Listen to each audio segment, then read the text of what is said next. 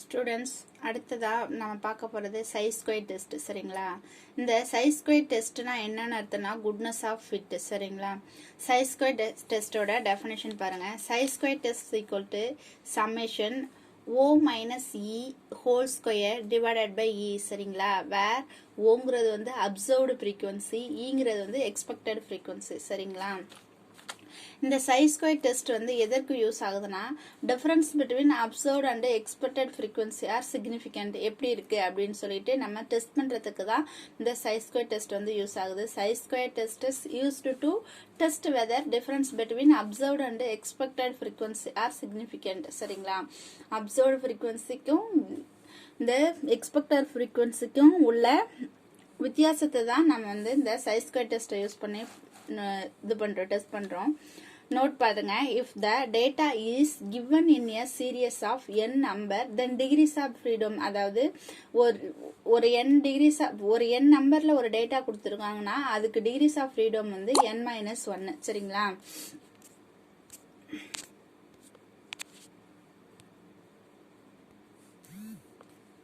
அதோட டிகிரி வந்து என்னன்னா n-1. அதாவது இதுக்கு வந்து 3 டிகிரிஸ் ஆஃப் ஃப்ரீடம் கொடுத்துருப்பாங்க. இந்த case of binomial distribution degrees of freedom equal to n-1. அதே மாதிரி பாய்சன் டிஸ்ட்ரிபியூஷன்ல இதுல டிகிரிஸ் ஆஃப் ஃப்ரீடம் என்னன்னு பாத்தீங்கன்னா n-2. நார்மல் டிஸ்ட்ரிபியூஷன்ல இதோட டிகிரிஸ் ஆஃப் ஃப்ரீடம் என்னன்னு பாத்தீங்கன்னா n-3 சரிங்களா. சோ நம்ம ப்ராப்ளம் பாருங்க. ப்ராப்ளம் பார்த்தா உங்களுக்கு புரிஞ்சிடும். problem first problem பாருங்க. The number of automobile accidents per week in a certain community are as follows சரிங்களா. அதாவது ஒரு ஆட்டோமொபைல் ஆக்சிடென்ட்டை ஒரு வீக்ல நடக்கிற ஆக்சிடென்ட்டை வந்து கொடுத்துருக்காங்க 10 வீக்ஸ்க்கு. 12, 18, 20, 14 22, 14, 10, 15, 6, 9, 4 சரிங்களா. அதாவது ஒரு 10 வீக்ஸ்ல நடக்கிற ஆட்டோமொபைல் ஆக்சிடென்ட்ஸ் வந்து கொடுத்துருக்காங்க. Are these frequencies in argument with the belief that accident conditions were the same during this 10-week period சரிங்களா. அதாவது நாம என்ன சொல்லணும்னா இந்த 10 வீக் பீரியட்லயும் ஆக்சிடென்ட் வந்து ஒரே மாதிரி ஆகுதா அப்படின்னு சொல்லிட்டு நம்ம கால்குலேட் பண்ணி சொல்லணும். இதுதான் நம்மளோட நல் ஹைப்போதீசிஸை நம்ம எடுத்துக்க போறோம். ஸோ சொல்யூஷன் பாருங்க. எக்ஸ்பெக்டட் ஃப்ரீக்வன்சி வந்து கண்டுபிடிக்கணும். நமக்கு அப்சர்வ்டு ஃப்ரீக்வன்சி தான் 10 வீக்ஸ் கொடுத்துருக்காங்க ப்ராப்ளத்துல. நம்ம எக்ஸ்பெக்டட் ஃப்ரீக்வன்சி நாமளா தான் கண்டுபிடிக்கணும். ஸோ இந்த எக்ஸ்பெக்டட் ஃப்ரீக்வன்சினா அப்சர்வ்டு ஃப்ரீக்வன்சி எல்லாத்தையுமே கூட்டி டிவைடட் பை நம்ம அந்த 10 வீக்ஸ் பீரியட் அந்த 10ஆல டிவைட் பண்ணா அதான் நமக்கு எக்ஸ்பெக்டட் ஃப்ரீக்வன்சி சரிங்களா. எக்ஸ்பெக்டட் ஃப்ரீக்வன்சி வந்து என்னது? இது வந்து அப்சர்வ்டு ஃப்ரீக்வன்சியோட டோட்டல் வேல்யூ டிவைடட் பை அந்த number of weeks. Number of weeks எத்தனை கொடுத்துருக்காங்க? 10 கொடுத்துருக்காங்க. ஸோ 100 வரை பை 10 பண்ணும்போது உங்களுக்கு எக்ஸ்பெக்டட் ஃப்ரீக்வன்சி என்ன வரும்னா 10. நம்மளோட நல் ஹைப்போதிசிஸா நம்ம எதை எடுத்துக்கிறோம்னா the accident conditions were the same during the 10 week period சரிங்களா. அதாவது நம்ம என்ன எடுத்துக்கிறோம்னா இந்த ஆக்சிடென்ட் கண்டிஷன்ஸ் வந்து இந்த 10 வீக் பீரியட்லயும் வந்து ஒரே மாதிரி இருக்கு அப்படின்னு சொல்லிட்டு அதை தானே நம்ம டெஸ்ட் பண்ணணும். ஸோ அதுதான் நம்ம நல் ஹைப்போதிசிஸா நம்ம எடுத்துக்கிறோம். அப்சர்வ்ட் ஃப்ரீக்வன்சி என்ன கொடுத்துருக்காங்க? 12, 8, 20, 2, 14, 10, 15, 6, 9, 4 சொல்லிட்டு அப்சர்வ்ட் ஃப்ரீக்வன்சி கொடுத்துட்டாங்க. எக்ஸ்பெக்டட் ஃப்ரீக்வன்சி நம்ம ஃபைண்ட் பண்ணி வச்சிருக்கோம். என்னன்னு ஃபைண்ட் பண்ணி வச்சிருக்கோம்? 10 சரிங்களா. அடுத்ததா O மைனஸ் இ, அதாவது இந்த அப்சர்வ்ட் ஃப்ரீக்வன்சில இருந்து இந்த எக்ஸ்பெக்டட் ஃப்ரீக்வன்சியை லெஸ் பண்ணி எழுதுங்க. Observed frequency 12, expected frequency 10. So 12 minus 10 2, 8 minus 10 minus 2, 20 minus 10 10, 2 minus 10 minus 8, 14 minus 10 4, 10 minus 10 0, 15 minus 10 5, 6 minus 10 minus 4, 9 minus 10 minus 1, 4 minus 10 minus 6 சரிங்களா. அடுத்து என்ன பண்ணீங்கன்னா இந்த O மைனஸ் இ வந்திருக்க வேல்யூவை ஸ்கொயர் பண்ணி டிவைடட் பை எக்ஸ்பெக்டட் ஃப்ரீக்வன்சியால டிவைட் பண்ணணும். Observed frequency minus expected frequency கண்டுபிடிச்சிருக்க வேல்யூவை ஸ்கொயர் பண்ணி திரும்ப எக்ஸ்பெக்டட் ஃப்ரீக்வன்சியால டிவைட் பண்ணணும் சரிங்களா. அப்ப இந்த 2 ஸ்கொயர் பண்ணா 4. எக்ஸாம்பிளுக்கு சொல்றேன் பாருங்க. 2 ஸ்கொயர் பண்ணி டிவைடட் பை எக்ஸ்பெக்டட் ஃப்ரீக்வன்சி 2க்கு நேரா என்ன கொடுத்துருக்காங்க? 10 கொடுத்துருக்காங்க. ஸோ 2 ஸ்கொயர் பண்ணா 4, 4 divided by 10 is equal to என்னது 0.4. இதை தான் நம்ம இங்க போட்டிருக்கோம். இதே மாதிரி ஒவ்வொரு வேல்யூக்குமே கண்டுபிடிக்கணும். -2 ஸ்கொயர் பண்ணீங்கன்னா அதே +4 தான் வரும். ஸோ 4 divided by 10 போட்டீங்கன்னா 0.4. அதே மாதிரி 10 ஸ்கொயர் பண்ணீங்கன்னா 100. 100 divided by 10 10. 8 ஸ்கொயர் பண்ணீங்கன்னா 64. 64 divided by 10 போட்டீங்கன்னா 6.4. 4 ஸ்கொயர் பண்ணீங்கன்னா 16. 16 divided by 10 போட்டீங்கன்னா 1.6. 0னா 0 தான் வரும். 5 ஸ்கொயர் பண்ணீங்கன்னா 25. 25 divided by 10 போட்டீங்கன்னா 2.5 வரும். அதே மாதிரி 4 ஸ்கொயர் பண்ணீங்கன்னா 16. 16 divided by 10 போட்டீங்கன்னா 1.6. அதே மாதிரி 1 ஸ்கொயர் பண்ணா 1. 1 divided by 10னா 0.1. அதே மாதிரி -6 ஸ்கொயர் பண்ணீங்கன்னா 36. 36 divided by 10 போட்டீங்கன்னா 3.6. இதோட சம்மேஷன் வேல்யூ பாருங்க 26.6. சரிங்களா? நமக்கு சை ஸ்கொயர் டெஸ்டோட ஃபார்முலா என்னது? Chi square test is equal to summation O minus E the whole square divided by E. இதான் சை ஸ்கொயர் டெஸ்டோட ஃபார்முலா. சரிங்களா? நம்ம O minus E divided E the whole square divided by E வந்து ஏற்கனவே find பண்ணி வச்சிருக்கோம். என்னன்னு 26.6. இதான் கால்குலேட்டட் வேல்யூ. சரிங்களா? So calculated value of psi squared வந்து என்னது 26.6. number of degrees of freedom என்னது n-1. so நமக்கு 10 numbers கொடுத்திருக்காங்க. so n-1க்கு பதிலா 10-1 போட்டீங்கன்னா 9 ஆயிடும். இந்த 9 degrees of 9 degrees of freedomல நமக்கு tabulated value of psi squared வந்து என்னன்னு பாத்தீங்கன்னா 16.9. சரிங்களா? tabulated value of psi squared அதான் that is tabulated value of psi squared test என்ன கொடுத்திருக்காங்க 16.9 சொல்லி கொடுத்துட்டாங்க. நம்மளோட calculated value of psi வந்து என்ன கொடுத்திருக்காங்க 26.6 கொடுத்திருக்காங்க. so calculated value greater than tabulated value இருக்கிறதுனால நம்மளோட null hypothesis வந்து ரிஜெக்ட் பண்ணிட்டோம். சரிங்களா? null hypothesis ரிஜெக்ட் பண்ணிட்டு நம்ம எடுத்துக்கிட்டது வந்து நாட்னு சொல்லிடுறோம். the accident condition were not the same during the 10 week period. அதாவது இந்த accident கண்டிஷன் வந்து இந்த 10 வீக் பீரியட்லயும் ஒரே மாதிரி இல்ல அப்படின்னு சொல்லிட்டு not the same during the 10 week periodலன்னு சொல்லிட்டோம். சரிங்களா? இந்த டேபுலேட்டட் வேல்யூ பயப்பட வேணா. உங்களுக்கு சம்டைம்ஸ் உங்களுக்கு கொஸ்டின்லயே மென்ஷன் பண்ணி கொடுத்துருவாங்க 0.5 அதாவது 5% லெவல்ல 9 டிகிரிஸ் ஆஃப் ஃப்ரீடமோட டேபுலேட்டட் வேல்யூ என்னன்னு சொல்லிட்டு கொஸ்டின்லயே மென்ஷன் பண்ணிடுவாங்க 16.9 சொல்லிட்டு இது பண்ணிடுவாங்க. அப்படி கொடுக்காத பட்சத்துக்கு நீங்க கொஞ்சம் மைண்ட்ல வச்சுக்கீங்க. சரிங்களா? A sample analysis of examination result of 500 students was made. சரிங்களா? ஒரு 500 students ஓட examination result analysis கொடுத்திருக்காங்க. It was found that 220 students had failed. சரிங்களா? அதுல 220 students வந்து failனு சொல்லிட்டாங்க. 170 had secured a third class. அதுல 170 students வந்து third class வந்து secure பண்ணிருக்காங்கன்னு சொல்லிருக்காங்க. 90 were placed in second class. சரிங்களா? அதுல 90 students வந்து second class ஆகும் and 20 got a first class. சரிங்களா? அதுல 20 students வந்து first class ஆகும் இருக்காங்க. இத வச்சு என்ன சொல்லலாம்? Do these figures commensurate with the general examination result which is in the ratio of 4:3:2:1 for the various categories respectively. சரிங்களா? அதாவது இதை வச்சுட்டு அந்த ஸ்டூடெண்ட்ஸை வந்து 4:3:2:1 சொல்லி பிரிச்சுட்டு எந்தெந்த கேட்டகரியில எவ்வளவு இருக்காங்க அப்படின்னு சொல்லிட்டு நம்ம ஃபைண்ட் பண்ணணும். நம்மளோட null hypothesis வந்து என்ன எடுத்துக்கிறோம்னா the observed result commensurate with the general examination result. சரிங்களா? அதாவது general result வந்து நம்ம commensurate பண்ணணும். அதுதான் நம்மளோட null hypothesisல எடுத்துக்கிறோம். நம்மளோட expected frequency அவங்க என்ன சொல்லிருக்காங்கன்னா என்ன ரேஷியோல 4:3:2:1 இருக்கு அப்படின்னு சொல்லிட்டாங்க. டோட்டல் frequency வந்து நமக்கு என்னன்னு தெரியும்னா 500ன்னு சொல்லி தெரியும் நமக்கு. சோ இந்த 500 if we divide the total frequency 500 in the ratio 4:3:2:1 ஆல இந்த 500ங்கற நம்பரை வந்து நம்ம 4:3:2:1ன்னு சொல்லிட்டு நம்ம டிவைட் பண்ணனும்.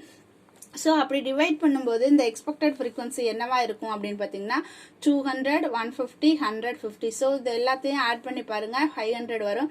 இந்த ரேஷியோல நம்ம அந்த 500 பிரிச்சுக்கிறோம். அதான் நம்மளோட எக்ஸ்பெக்டட் frequency-யா நம்ம எடுத்துக்கிறோம். சரிங்களா? அதாவது கிளாஸ் என்ன கொடுத்திருக்காங்க? Failed class, third class, second class, first class கொடுத்திருக்காங்க.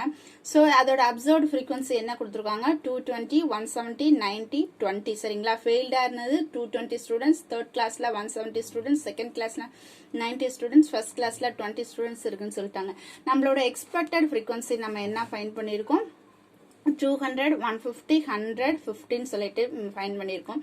ஸோ இதுல இருந்து இதை லெஸ் பண்ணி அதை ஸ்கொயர் பண்ணி திரும்ப இதால டிவைட் பண்ண போடணும். ஸோ இதுல இருந்து இதை லெஸ் பண்ணீங்கன்னா 220 மைனஸ் 20 போட்டிங்கன்னா 20, சாரி 220 மைனஸ் 200 போட்டிங்கன்னா 20, 170 மைனஸ் 150 போட்டிங்கன்னா 20, 90 மைனஸ் 100 போட்டிங்கன்னா மைனஸ் 10, 20 மைனஸ் 50 போட்டிங்கன்னா மைனஸ் 30. சரிங்களா?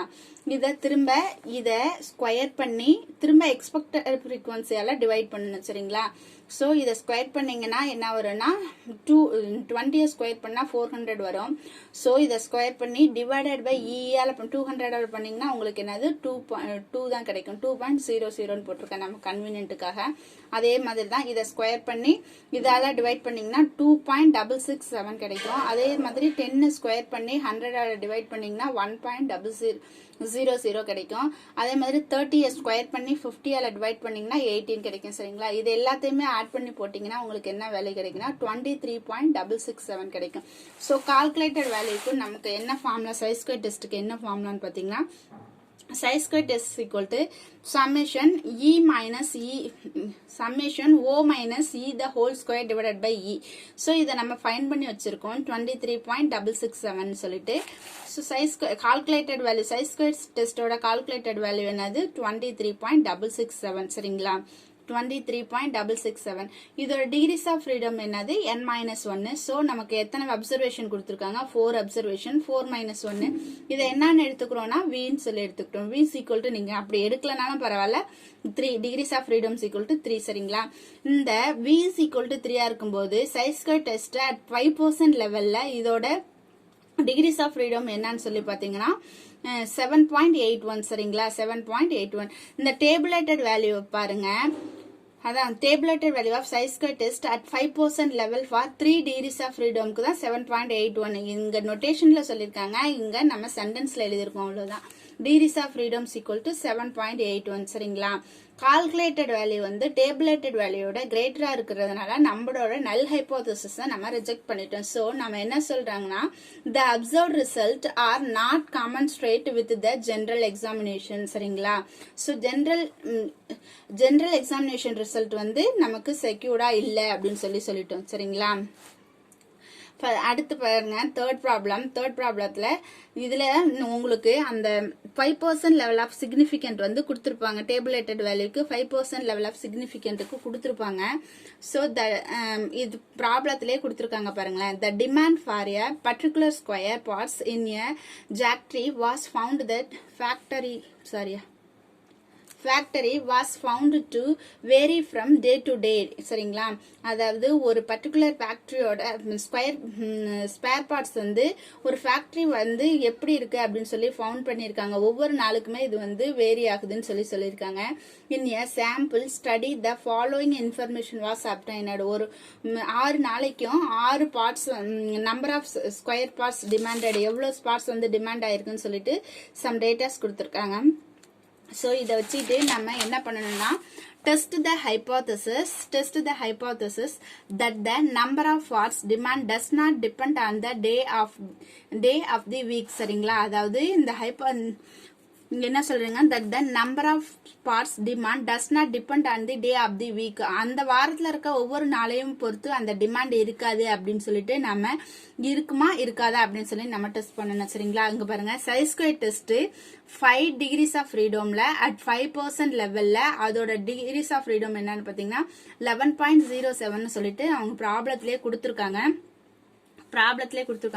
சோ இந்த மாதிரி டேபுலேட்டட் வேல்யூ கொடுக்கும்போது உங்களுக்கு ரொம்ப ஈஸியா ஆயிடும்.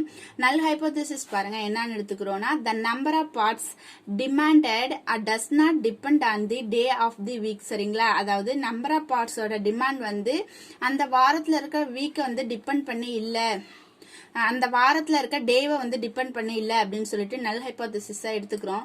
சோ நம்ம நல் ஹைபோதசிஸ் எடுத்துக்கிட்டதுனால நம்மளோட எக்ஸ்பெக்டட் ஃப்ரீக்வன்சி வந்து எப்படி எடுத்திருக்கோம்னா, டோட்டல் இந்த அப்சர்வ்ட் ஃப்ரீக்வன்சியை ஆட் பண்ணி டோட்டல் நம்பர் ஆஃப் ஃப்ரீக்வன்சியால டிவைட் பண்றோம். சரிங்களா?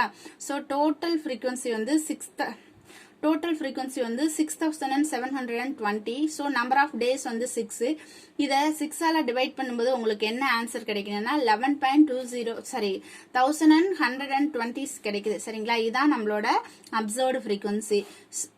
Sorry expected frequency. Observed frequency என்ன கொடுத்துருக்காங்க 1124, 1125, 1110, 1120, 1126, 1115 சரிங்க. இது வந்து அப்சர்வ்டு ஃப்ரீக்வன்சியா கொடுத்துருக்காங்க.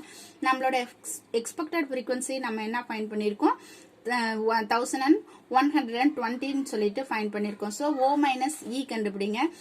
O மைனஸ் இனா இதுல இருந்து இதை லெஸ் பண்ணி போட்டீங்கன்னா 4. அதே மாதிரி 1125 மைனஸ் 1120 பண்ணீங்கன்னா 5.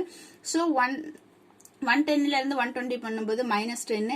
அதே மாதிரி 120ல இருந்து 120 பண்ணீங்கன்னா 0. இந்த 126ல இருந்து 120 பண்ணும்போது உங்களுக்கு 6. 115ல இருந்து 120 பண்ணும்போது -5 சரிங்களா. திரும்ப இதை ஸ்கொயர் பண்ணி இதால டிவைட் பண்ணீங்கன்னா உங்களுக்கு என்ன ஆன்சர் வருமோ அதை இந்த டேபிள்ல எழுதிக்கங்க. ஸோ 0.0143. அதே மாதிரி 5 ஸ்கொயர் பண்ணி 1120ஆல டிவைட் பண்ணீங்கன்னா 1120ஆல டிவைட் பண்ணீங்கன்னா உங்களுக்கு என்ன வரும்னா 0.0223 கிடைக்கும். அதே மாதிரி 10 ஸ்கொயர் பண்ணி எக்ஸ்பெக்டட் ஃப்ரீக்வன்சியால டிவைட் பண்ணீங்கன்னா உங்களுக்கு என்ன வரும்னா 0.0892 கிடைக்கும். அதே மாதிரி 0 ஸ்கொயர் பண்ணாலும் அதே தான் வரும். ஸோ அதை அப்படியே போட்டேன். 6 ஸ்கொயர் பண்ணி